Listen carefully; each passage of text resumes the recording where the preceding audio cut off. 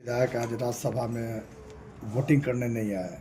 पूरे दिन सारे मीडिया पे फॉरबिस्कन और विधायक का ये हुआ।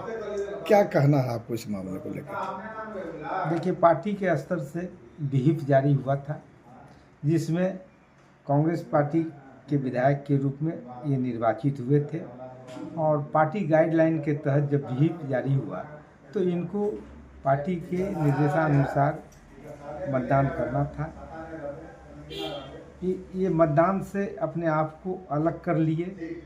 अब पार्टी स्तर से क्या निर्णय लिया जाएगा ये भविष्य बताएगा।